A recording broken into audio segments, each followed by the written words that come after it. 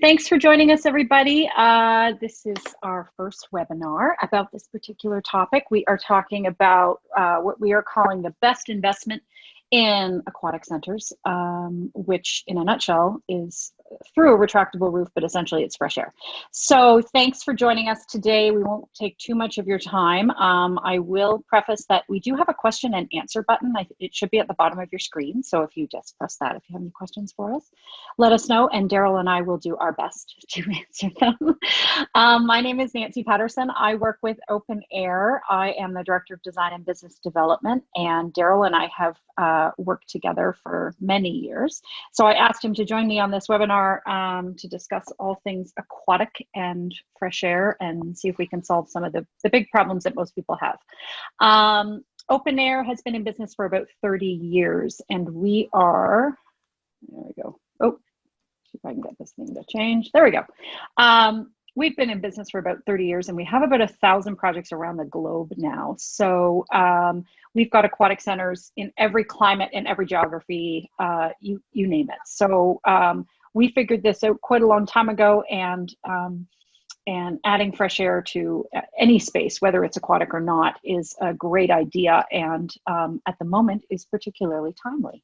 So we thought we would bring this information to folks who are interested and do this little presentation. This one is specifically about aquatics. Of course, the principles apply to a lot of other types of businesses, but in this case, we're going to talk about aquatics today. Everything from your community pool, your municipal rec center, to a YMCA, a JCC, a hotel pool potentially, a resort, right up through to and including water parks. So this is my friend Daryl. I'll let him introduce himself. Good morning, everybody.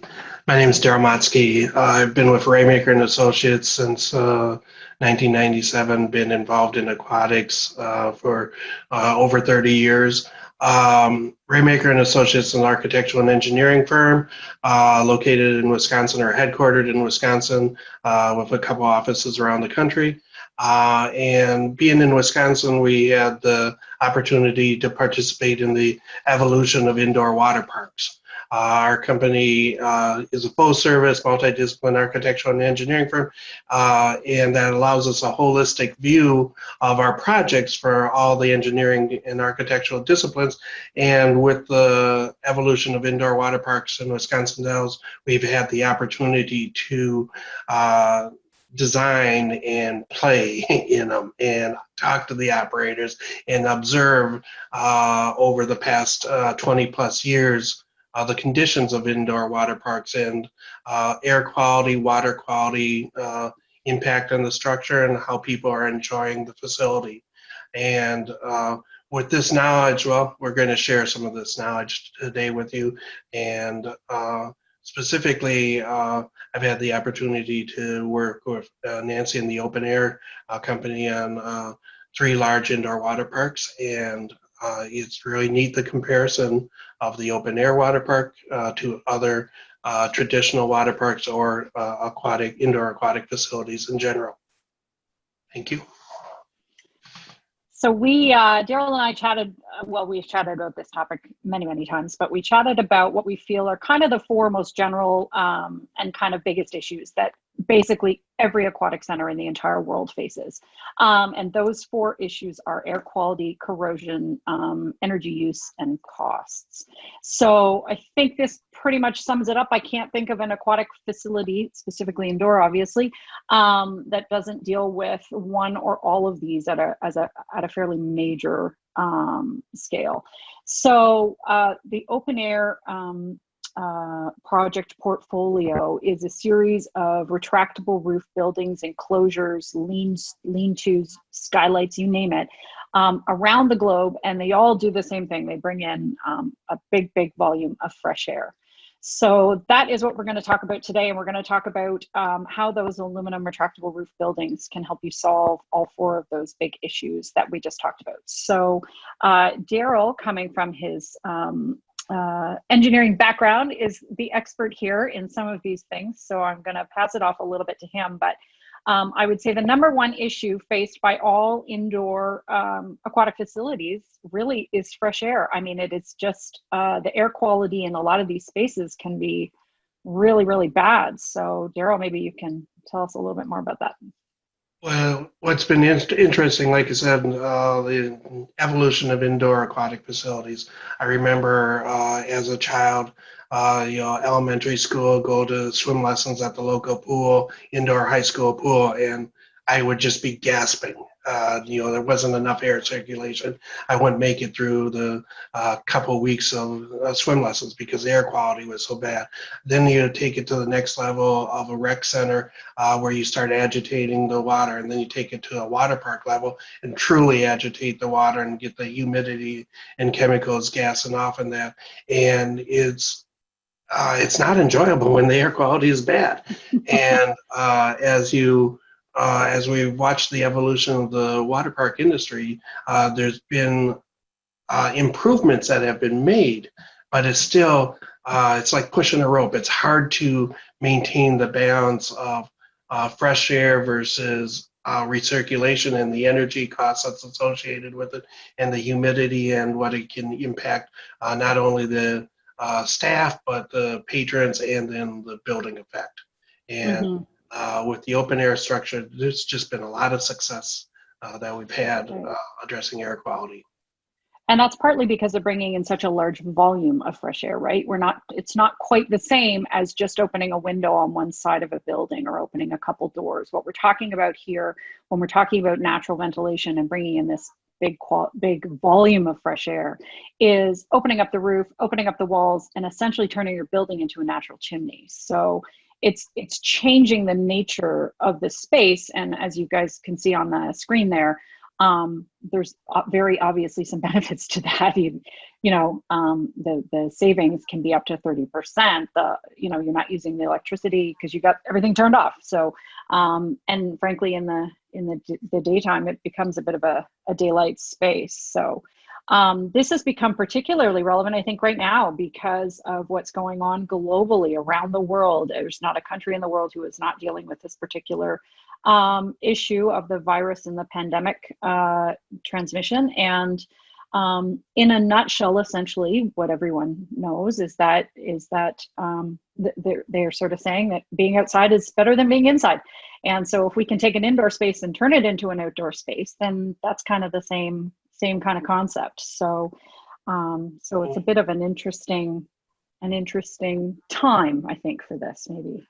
One of the things that's worked well with the open air structure is with the ventilation naturally ventilates through the roof when you open the roof, and even just a small opening in the roof, cracking it open allows for a great volume of air to go through it. But in conventional building construction, you rely upon the ductwork for the air exhaust and supply, and you're trying to move the air around, and it's very hard to do because you're essentially exhausting from a corner or from the roof area, where on the open air structure, you can open perimeter windows along the floor area, and the fresh air can come in the floor area or the deck area where the people are, and then exhaust out the roof. And you're not having to use as much mechanical to force the air where you want it. Right. And we've talked about sort of the health and hygiene aspects of that. I mean, obviously, there are a variety of studies from the WHO, the CDC, et cetera, that speak to the health of not just guests who are swimming, but the staff who work in these environments every day, right? Absolutely. And you understand, like I said, being proximity to the Dells, I get a lot of feedback from staff, and they can struggle with just proper breathing conditions. I mean, it's high humidity and maybe chemicals in the air, and then also you look at the slide towers and the being up in the cupola or up in the near the roof of the structure, how much heat is trapped up there, and it just becomes very uncomfortable. With the open air structure, being able to open the roof, you can ventilate it and have bearable temperatures right. in the upper levels. And we've talked about a few times about this working on a huge variety of spaces, shapes, sizes. That's not really a factor, I don't think, in terms of the natural ventilation and then the subsequent benefits health-wise of getting that much fresh air. Do you have any comment on that with regards to the sizes of No, the space or the pool or whatever? yeah, one of the things with open air construction is you're able to do it with minimal columns or no columns. It's a freestanding structure on it. And the shape of the buildings have, we've accommodated all sorts of shapes of it, whether it's just a more of a lean-to off of an existing building or whether it's a standalone structure, whether it has cupola on it. You're able to, again, with the full perimeter access of the uh, ventilation windows or doors along at deck level, and then venting through the roof, you really get the flow across Right. the facility, and you don't get the stagnant air pockets. Sure. And you're not, I guess, I know you're not conditioning space you're not using, right? The thing about a pool is obviously there's a huge empty volume of space right above it. You don't really use any of that space. I mean, it's just a big old hangar for collecting chemical laden, air. So, exhausting it out is probably not a bad idea. Right. So one of the other big things that aquatic centers, are known to have to deal with is corrosion. I mean, the chemicals in those bodies of water, in order to keep it safe and healthy for kids and staff and whoever is using the facility, they're pretty strong. So it seems to me that they tend to eat the buildings. So OpenAire has been manufacturing buildings out of solid aluminum, or extruded aluminum, I should say, not solid aluminum, extruded aluminum, for over 30 years now. So these are structural aluminum buildings. All this truss work that you see that looks just like metal truss, is actually solid aluminum or aluminum extrusion. So it is painted with a baked on finish, and it simply does not corrode. That is the thing about aluminum. It's flexible. There are limitations to span, there's no question, but we're going about at 200 feet now. So that's a pretty big span. So, if you're building a water park or you're building a community rec center, that can be accommodated with an aluminum building. And then, of course, because of the fact that it doesn't corrode, and Daryl, you would be able to speak to this a bit better from the perspective of an operator, you're not going in and having to repaint the building and do a ton of maintenance on that structure in terms of painting it or, checking for SEC failures or whatever. I mean, there are some terrible stories of buildings literally falling down and lots of stories of water parks needing new roofs all the time. I mean, isn't that, Yes. you've told me a little bit about that. Yeah, there's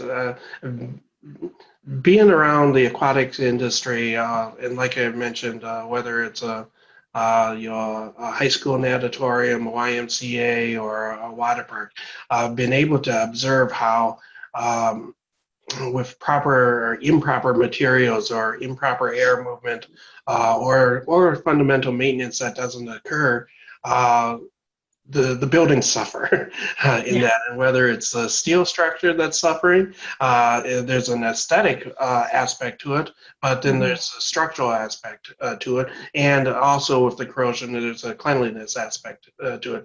So aesthetics, cleanliness, structural aspect of it, maintenance, all the impacts on it. But beyond the structural, when you think of steel, you can understand that. But the other one of the most important things is understanding how buildings work and with humidity and vapor barriers and the potential for the humidity to essentially pass through the structural walls and condense in the insulation or condense on the cool surface. And not only do you have corrosion problems there, you end up having for mold and mildew and other effects there on it. And with the open air structure, the insulation factor is built into the glass or the polycarbonate panels, and you do not have anything that will corrode or will collect moisture to the point of having mold or mildew aspects of it. There have been Right. numerous projects, existing facilities that have had to take apart their walls and reconstruct them because of improper vapor barrier or this issue. Right. Right. And replacing the roof on a water park, I assume, is no easy task. No, there's the cost of doing it, but really it's the revenue generation, and it's the on what are you going to do to replace it with something that's better. Well, we Right. had the opportunity where conventional building structures, the roof needed to be replaced, and an open air roof was added as the replacement, and so that option Right. exists too. Right. Right. Right. Absolutely. So one of the other big issues that aquatic facilities go through is how much energy they use. It's expensive to run an indoor pool. I mean, it's a lot of money, whether you've got any of the extra stuff or not, the slides and the playground, aquatic playgrounds or whatever. Even if it's just a regular pool, it's an expensive endeavor. We often get asked if you can cover an existing outdoor pool. The answer is yes, you absolutely can. There are things you need to do to make it an indoor pool. So it's not quite as simple as just putting a roof over it, but ultimately you absolutely can. We've just completed a YMCA out in California, in Upland, California. It's called the Shoe Family YMCA. And they've had an outdoor pool for years. They had done sort of a two-phased renovation of the YMCA out there. And the first phase included sort of the main building with the gyms and all the other activity centers. And they had always planned on having an indoor pool, but just simply didn't have the budget for it at the time that they started the project. So a couple of years later, they had raised the funds to do the indoor pool, and we literally came in and covered their existing pool. So the pool you see there today, I'm sorry, I apologize, it's not in the photo, but I have it later on. The pool that is there today is exactly, it's the same pool. Now it has, of course, been upgraded and modified to turn it into an indoor pool, but generally speaking, with all pools, it's a lot of money to run the systems to operate these pools. So when you open up the roof and you open up the walls, ultimately you turn everything off. So what that means is during the day, we less use of daylight, and as well as some of the mechanical systems. So maybe Daryl, you can talk a little bit about what some of those systems are that get turned off and Yes. when you open the roof. So when you have the opportunity to put a structure over an existing pool, and that essentially you've changed it from a 3-month, 100-day per year facility to 365, and for that change for 365, you have to you're addressing all the weather conditions. From the 100-degree that you may have in the summer when it's bright and sunny to, well, when you're getting down below freezing. Yeah. With the open air structure, from the mechanical side, you still need to put the mechanical system in as if the building's going to be closed, because there may be periods of time where the building is going to be closed. So I've been at the water parks that are when it's been 0 outside and the roof is still cracked open because of the benefits of the natural ventilation. Mm-hmm. You still have the mechanical equipment in there, but it's the operation side of it. You're backing off on the operation. It is not running 24/7 to keep the air moving through there. The natural ventilation does, you turn off the fans, let the building naturally ventilate. The building actually maintains its heat just because of the solar just create the sun shining through and getting the solar heat from it. Mm-hmm. The solar side of it also provides natural lighting. So you turn in the lights off, or essentially only Right. turn in the lights off for the evening. Right. So it's a natural lighting. It's the solar gains. It's turning the fans off to allow the natural ventilation. Everything adds up. And when you're looking at Yeah. changing your revenue from 100 days per year to 365 revenue opportunity, and you can reduce your energy consumption, then that starts working out for the balance of the benefits of the building. The revenue and the costs balance out Mm-hmm. for Mm-hmm. it, and you have an improved facility. Right. which ultimately, you know, on a year-over-year basis as an operator can save you a lot of money. So we've had it's been an interesting phase with COVID-19 everywhere, where a lot of the open air pools actually are open under the proviso that the health departments have said, you know, keep the roof open. So the walls are open, the roofs are open, obviously not at night for safety reasons, but the walls are open, the roofs are open, and the mechanical systems are not on. So fans are being used to draw air up and out of the roof, but other than that, we've got pools across the country that are open. Interestingly, also, many of the open air owners, operators, whether it's a municipality or a YMCA or what have you, actually don't install the air conditioning portion of the conditioning system. And the rationale behind that is that, you know, honestly, the exact same day that you open the roof is the exact same day that you traditionally would have turned on the AC. So the nice, hot, sunny summer days, which depending on where you live in the States, if you're pretty far south, is more of the year than not, you don't have the air conditioning system on. And therefore, you know, we've had owners who just simply didn't install it at all. They just decided they didn't need it. And so, in fact, I would have to really stretch to think of any open air retractable roof aquatic centers that have air conditioning. There's a very, very lucky few in San Diego, California, who don't have any air handling system because they live in the most ideal climate in the entire world. But the rest of us don't have that luxury. So what's interesting about the projects we've been involved with, they've ranged from northern Vermont at a ski resort where it gets cold. I mean, really cold there, down to Texas, where it gets hot, really hot, and then across the country, you know, all the climates in between on it. And it's interesting to find out each operator how they find their niche with the open air structure on the, like you mentioned, the daylighting, the natural ventilation, whether the roof is cracked open, whether the roof is fully open. But in the end, people like to, when the weather is nice, they'd like to be outside, and the open air structure provides that ambience, reduced energy cost. Right. So here's an example. I wanted to share this with you guys because, well, first of all, it's in Boston. So it's more northern. And that the amount of savings that you're going to find are going to vary across the year. But I picked this particular example in Boston because they kind of have all of the different seasons, which means they have to heat in the winter and they have to cool in the summer traditionally. So these are their yearly maintenance savings.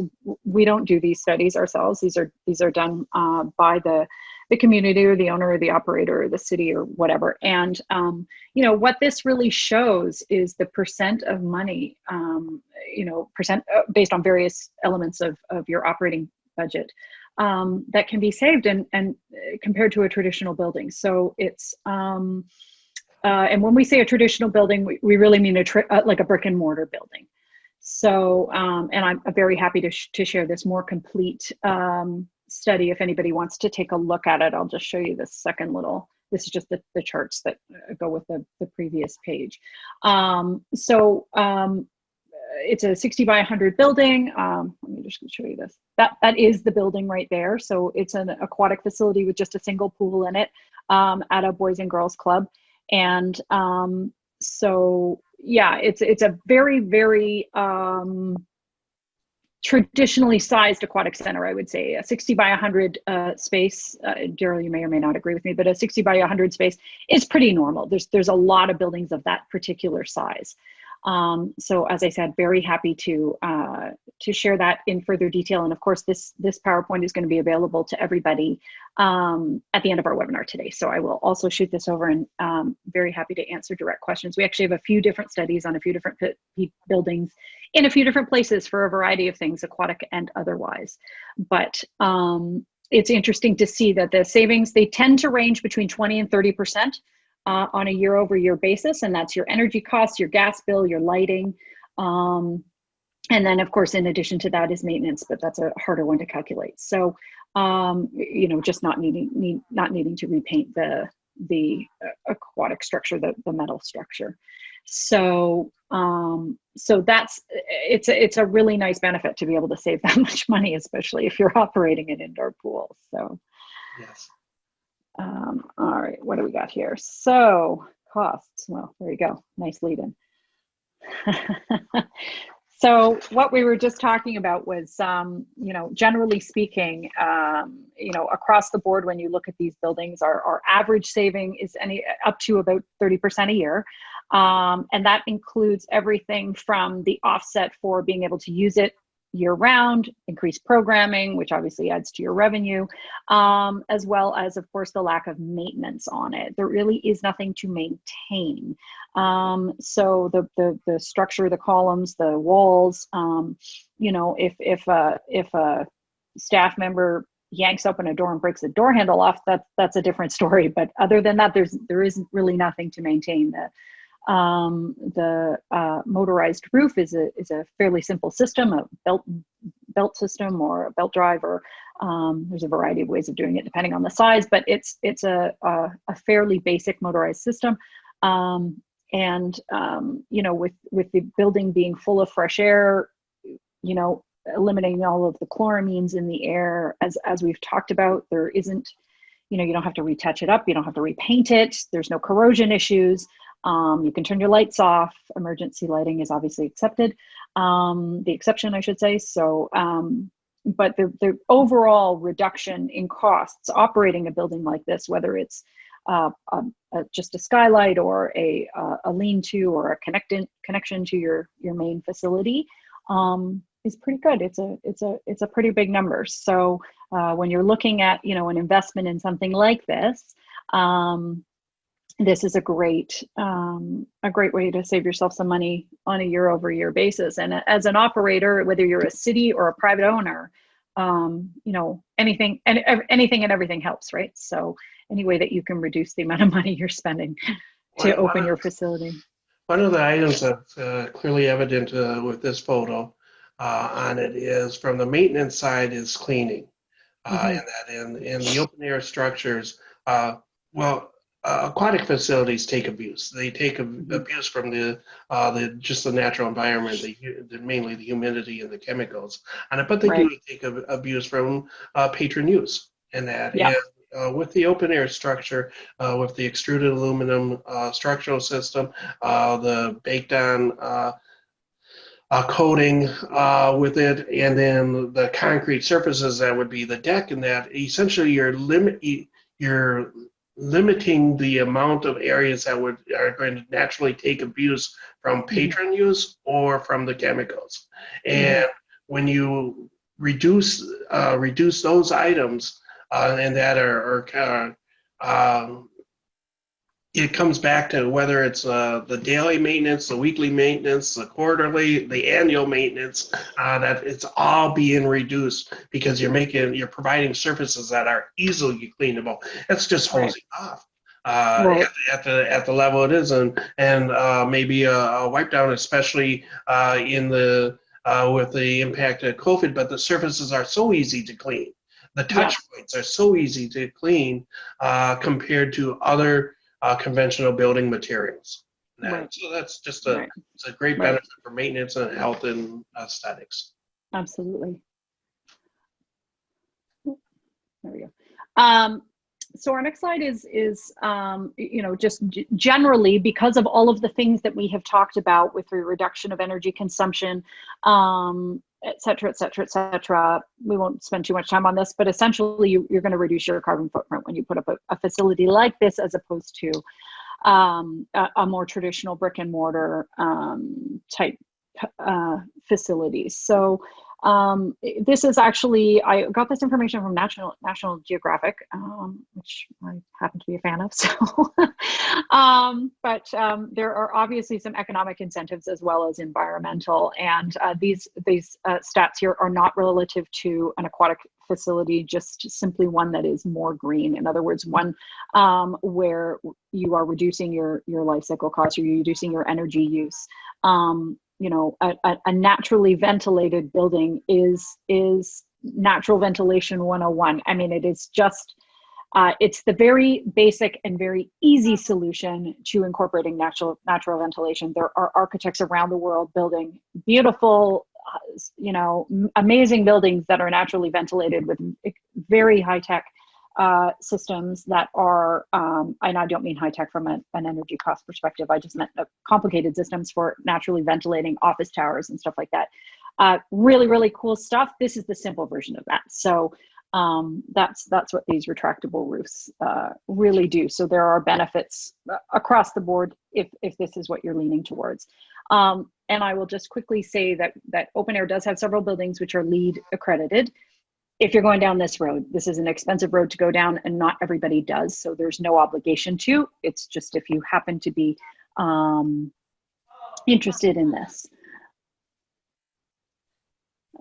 So here's a couple of our LEED. Oh, we've got a question here. How is water saved?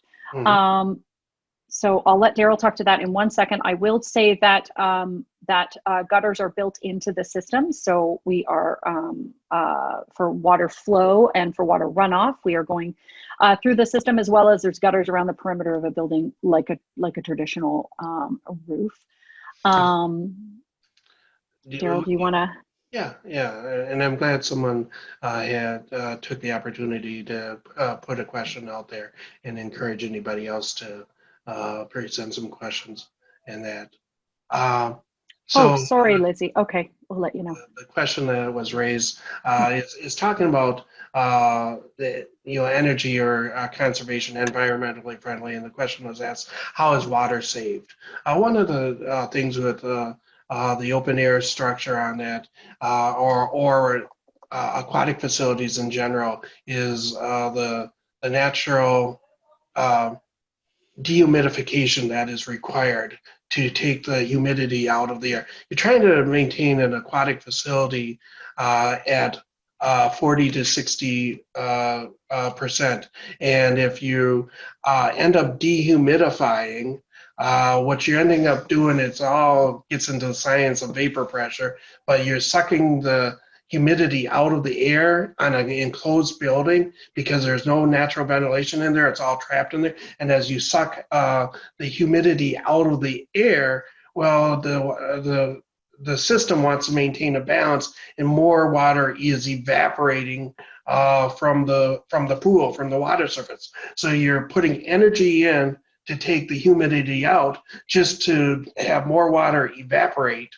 out of the pool, which means that when it evaporates out of the pool, you have evaporative cooling, and you have to add water, and you have to add heat, and you're losing chemicals. And so it's like big old chasing your tail here. With the natural ventilation, you're not doing the mechanical side to reduce the humidity. You're just you're essentially accepting the humidity for the environment that you live in. In Florida, it's humid. In Arizona, less so. But it's really coming down onto those facilities where the mechanical ventilation is drawing the humidity out, and you're putting it in, and you're chasing your tail, and there's where you're saving your water. Got it. I hope that answers that question. Oh, why is it not letting me change slides? There we go. This is another one of our LEED buildings. This one happens to be in California. We actually have, Manish, I hope that answered your question, by the way. We actually have buildings all across the United States, in Canada, well, and a lot of other places as well, but in every kind of climate. And so it's interesting because we often get the question of, well, why would you want an indoor pool in California? Or what would you, does it work if it's a really hot climate? Like we're building a water park in Alabama right now, right off the coast, thankfully missed by the recent hurricane this past week. But just in Foley, Alabama, which is just a very short drive, 5-minute drive to the beach. So we've really got these buildings in all sorts of climates and all sorts of geographies. So the system works in a, whether you need to heat the space or cool the space. Anyways, another one of our LEED examples here. Again, this is a preference based on the community, the project, etc. There's a variety of reasons you may or may not want to go with the LEED designation. It's not as easy as it seems. However, if you are going down that road, we can certainly help you out. So, couple extra benefits. These are relative to the way that we build. So OpenAire manufactures our buildings in a warehouse. So what is shipped to site are pieces. It is not a prefab building. Every single building is custom designed, custom engineered to your conditions: snow loads, wind loads, rain loads, seismic, you name it. We're engineering to all of that kind of stuff. But they are shipped in prefabricated elements. So for example, in this case, you can see clearly the legs went down in the early shipments, and the sections of truss were connected together and installed on site. So one of the things that happens as a benefit to this is we've got a speed of construction bonus. Putting up a building like this is a 62,000 square foot building. This building is 162 feet wide and 384 feet long. And what you can see there in that few day span is the amount of time it took up to hang up those roof trusses. So certainly it is a long and complicated process to put up a building of this size, but there are definitely some benefits to the construction process, methodology, speed, etc. So this is just a nice added benefit to this type of building, and having it built or partially built in a warehouse. Maximizing revenue. Again, this is a little bit of a solution that is. We'll get to you in 1 second, Manish. That is a little bit of the maximizing revenue concept is because you can use the pool all day, every day. So this is really relative to or compared to a traditional outdoor pool. So very often we do get asked to cover or turn an outdoor pool into an indoor pool. That's a very, very common scenario. And the rationale is simply because they've operated an outdoor pool for a long time. They just are not making money on it. It's become a cost, not a benefit. So, and what we have discovered this summer in particular across the United States is that because of the retractable roof, our clients, not we don't operate or run any of these facilities, but our clients have been able to open their projects. So actually all of our open air water parks are open. That is relative versus the industry standard, which I think right now is hovering around 65%. Correct me if I'm wrong, Daryl. There are some industry-wide studies of, there's an organization in California who does these studies and provides these reports to those of us in the industry. Right. Recent reports about how many facilities are open, indoor aquatic facilities, and of course it varies by state, region, even within a state it'll vary. But I would say that it's around 60% that are now open. Back in May, there were significantly more that were closed, but people are understanding with aquatic centers that the transmission isn't through the water, and with them functioning more as an outdoor, the open air type structures have been able to open sooner than others, and it's with the nation just grappling, or the world grappling with understanding COVID in that. Exactly.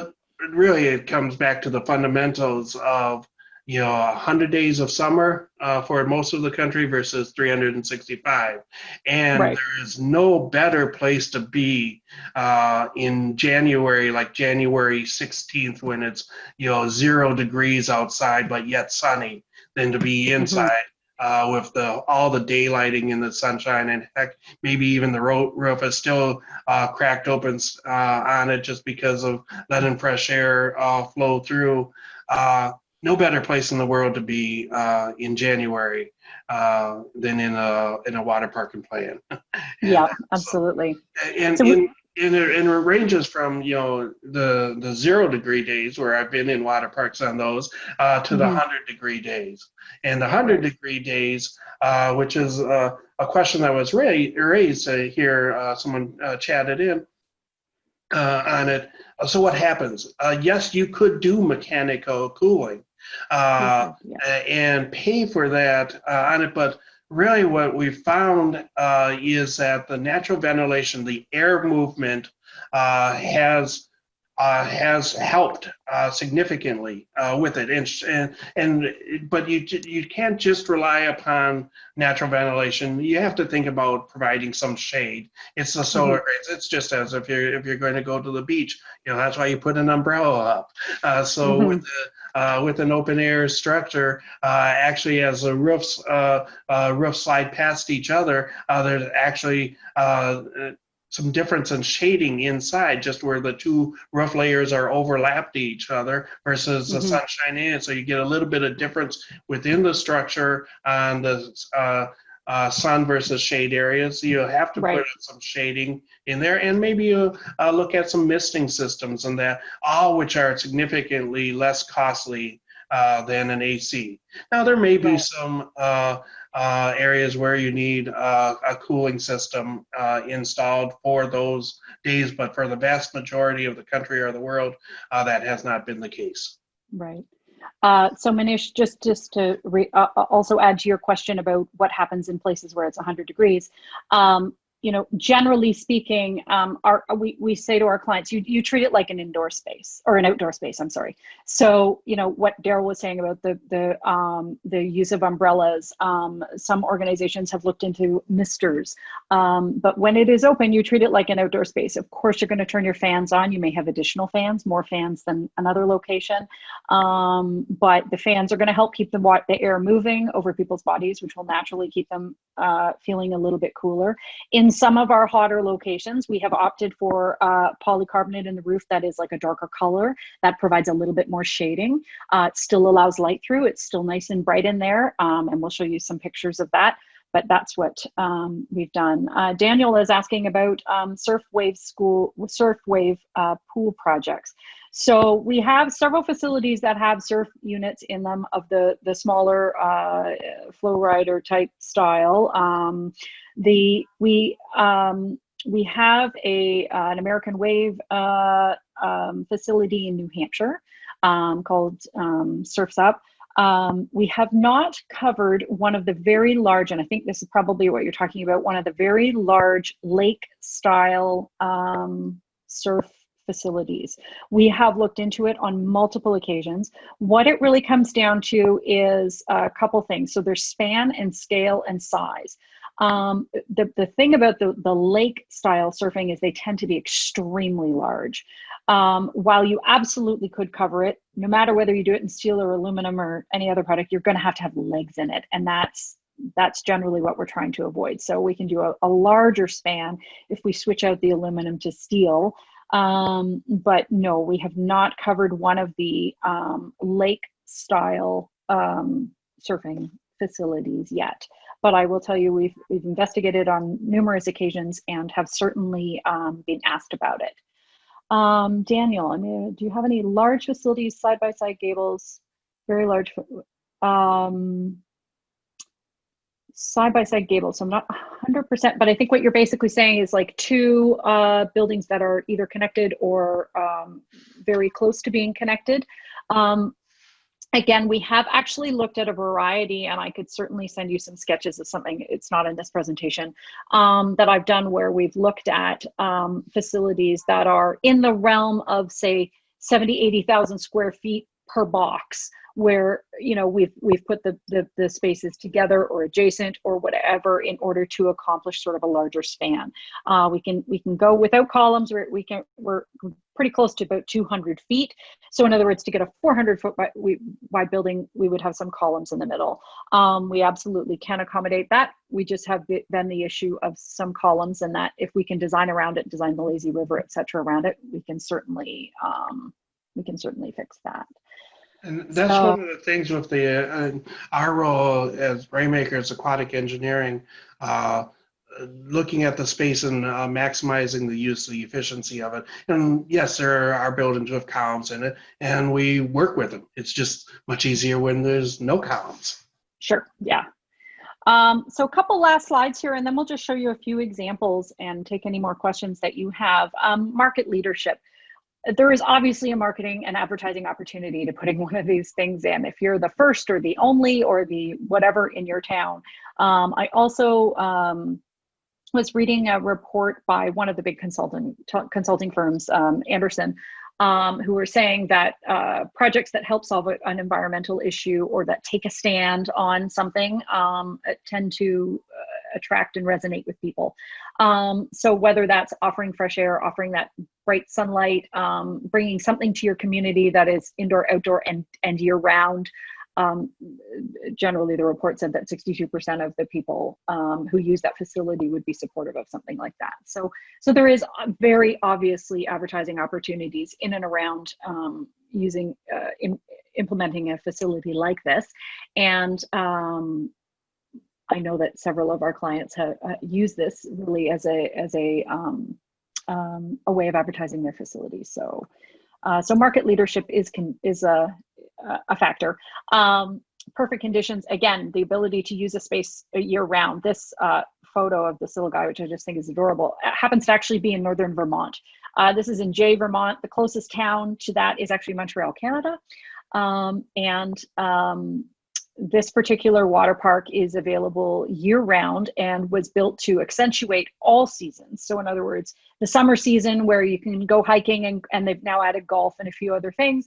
But also, of course, the winter season where, especially if you're this guy's age, you might not be skiing all day. You might be skiing for sort of a window of time. So the ability to have this bright light, open space and people in bathing suits in, the middle of February going for a swim. It's pretty cool. I actually swim up here in Toronto under one of these retractable roofs, and honestly, there's nothing like swimming under the snow. It's pretty awesome. And then last but not least, aesthetics. Our projects are written up. They're advertised. Dingy, dark swimming pools, not so much, but bright light ones. They seem to make the cover shoot. This happens to be a private residence. I know we're all jealous, but this is a really beautiful project in Connecticut.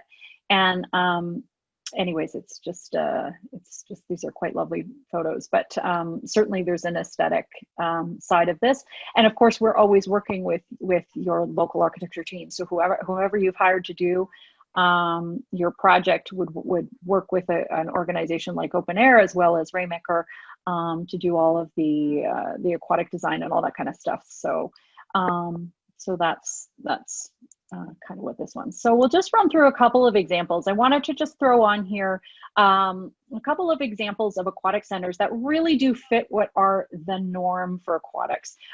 These are not the exceptions to the rule. These are more typical, shall we say. So this aquatics. Exactly. This is a traditional aquatic center. A couple of pools, some nice lane swim here in Clarksville. This is a municipal aquatic center, 100 feet wide, 140 feet long.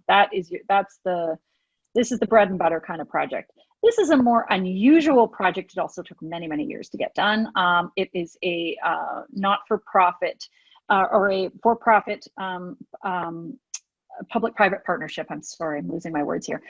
So this one is actually a municipal pool, and it is adjacent to a private fitness club called Fit. So this is The Plunge. The Plunge has been around since the early 1920s, and this is The Plunge reinvented. Some of the original architectural elements were kept, which is what makes this space so spectacular. But so it is partially this brand new fitness facility, which is a for-profit business, as well as this municipal pool called The Plunge. So this is a really gorgeous example in San Diego. And again, just a few photos of pools at a variety of sizes, variety of shapes, different features. If you have any questions about that kind of thing, Daryl can answer. This is that YMCA I mentioned earlier. This has been an existing series of 2 outdoor pools for many, many years in Upland, and is now an indoor pool. So, yes. Another YMCA project, also randomly in California. We have several YMCAs with the YMCA of San Diego County. So there are, I think we've got 5 or 6 in the area. What you will notice about these ones, again, because of their location, is there is no HVAC in here. So only possible in San Diego. The rest of us are not going to get that lucky. So unless you live in San Diego, forget about it. But when the HVAC does have to be incorporated, as in this picture, you know, it doesn't have to be obtrusive. You know, this is absolutely a very clean environment here. With the fingers of the ventilation going up the trusses and that. Yeah. It's just nicely done. Exactly. Yeah. And again, just sort of traditional small aquatic facilities. These are going to be shared. This is what we call a lean-to, where the structure isn't sort of a separate building. It's literally leaning on the existing facility. Really nice place to swim in here. This is I included this one. This is in Edmonton, and this is where we have the highest level of snow load in all of our projects. This guy gets, I don't know, 9 feet or something of snow on it in the wintertime. Just gives you a little bit of I was doing some research into our projects. I actually thought it was the project in Vermont, but it's this one. This is our biggest snow load destination, and there you go. So these are a couple of the projects that Daryl and Daryl and Ramaker and OpenAire have worked on together. And so I will let Daryl sort of walk through these. We just have a couple slides of 3 different water parks. And this water park is for a smaller hotel. It's a Holiday Inn Express in Clinton, Oklahoma, which is about an hour and a half west of Oklahoma City. The gentleman that developed this wanted not only serve as a hotel but serve the community, and so he does have some outdoor guests or off-site guests allowed, and so there's a separate building for entrance to it and that, but it's a highway frontage, the advertising, the placement of the building, that he really wanted to make sure he was attracting guests to his hotel, because when you're driving west out of Oklahoma City, well, this is an attraction. And that's what he was building, and it's great, very visible there. It's been an outstanding first facility for him. One of the interesting things on this one is we essentially put an elevated mezzanine where the play structure to take the 26,000 square feet and make it 32,000 square feet of water play space, and the tipping bucket is like up in the peak of the open air structure. So when you're walk in there, it really draws your eye up, and the roof is open and you're looking out. It's just it worked out nicely. Really worked out nicely. There you can see. Manish is asking about the Edmonton Park, how it works in the winter. So they pump in heat. So these are thermally broken structures. So you can heat them and you can cool them. No issue there. So the Edmonton, obviously, there's no need for air conditioning. But in the winter, there is definitely need for heat. So they pump in heat through their ventilation system. And in the summer, they just open the roof. That's it. So I think the next picture will be a good comparison, because I think the next one slide is Jay Peak. Yes, this is Jay. Yeah. So this is Jay Peak in northern Vermont, a ski resort. Similar conditions as Edmond. They'll probably debate each other who's colder and who has much more snow. But the end result is when winter hits, winter really hits. And this is a lean-to up to the building, hotel building. We married it together. But one of the things that made this project unique is because it's tied in with the resort. We took the waste heat from the resort and tied it into the aquatic facility, so that every time they're wasting heat, whether it's water source heat pumps or using a hot water pipe system on it, we can be energy efficient together. What was interesting is I went up to Jay in the winter. I took this photo, and there was snow on the roof. What that means is that the R factor, the insulating factor of the roof structure of the open air, wasn't melting the snow off, or snow was melting over time by solar gains, but it really showed that the polycarbonate structure was keeping the heat in the water park, and so that there was still snow settling on the roof, and it was just made a beautiful scene up there. On the indoor side of it, blue sky out, and it's just, you don't realize you're in northern Vermont. Let's just say that. This is an interesting sort of case study from the perspective of how the operator operates the building. We know for a fact that this building is generally opened starting in early April, which sounds, sounds like it would be really cold weather, and it is, no question. But what they do is they open it just a little bit over time. This is not an all or nothing system. It's not like your roof is open or closed. So we know that in this case, what they do is starting in early April, they start opening it just a foot at a time over a couple hours over the day, maybe up to 4 or 5 feet, just enough to ventilate the space, and then they close it. What they figured out is if they opened it 4 or 5 feet, at 10 o'clock in the morning, everybody got cold. If they opened it starting at 10 o'clock in the morning, a foot, then another foot, then another foot, up to about 4 feet, people don't notice the difference, and it ventilates the space. So this is an interesting project because we know that this roof, actually being in northern Vermont, is open from early April very often to almost the end of November. Truthfully, you can't open it when there's snow on it because it will fall in. But other than that, you can open this roof a lot. So this is an example of an operator who learned how to use their roof to their advantage, and uses it as much as they can. So that's a really nice benefit. And this one is actually built right into the side of the mountain. So the mountain, you can see a little bit of retaining wall here. This big wall here is so tall because the mountain comes down into that side of the building. So advantage of the site. Exactly. And then the other side, the south side, is where the hotel is, and many of the rooms actually overlook the water park. So these are the pretty popular family suites. So and this is I think this is our last slide, or last couple. Yep.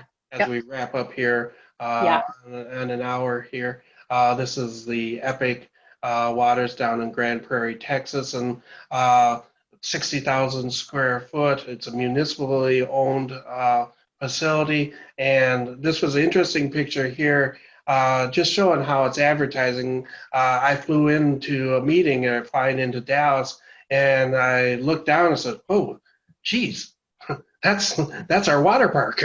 In that, and you can see the hard line there along the diagonal there. That's the airplane wing. I sat at the right seat at the right time and took a picture of it. And the building glows. It glows all year, all day long, all night long. It's a marketing piece. There's an interstate going by there.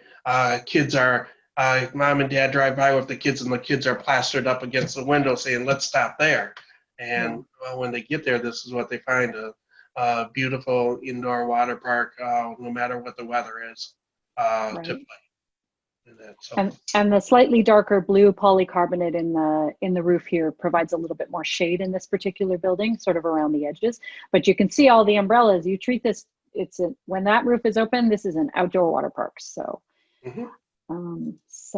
so that's the end of our presentation today, guys. Thank you so much for joining us. If anybody has any other questions, or online or offline after this, we are very happy to discuss how we can help, or what we might be able to problem solve with you guys. We do work on projects all over the place, as we said. Both Daryl's team and ours are sort of working around the globe. So if there's anything that we can answer, any questions, we'll hang on for another minute or two, and then but if anybody else has anything, we're welcome to discuss. And if not, we will see you next time out. Thank you, everybody. Please don't hesitate in contacting us with questions. Awesome. All right. I think we'll end it there. Thanks, everybody. Appreciate it. Talk to you soon. Bye.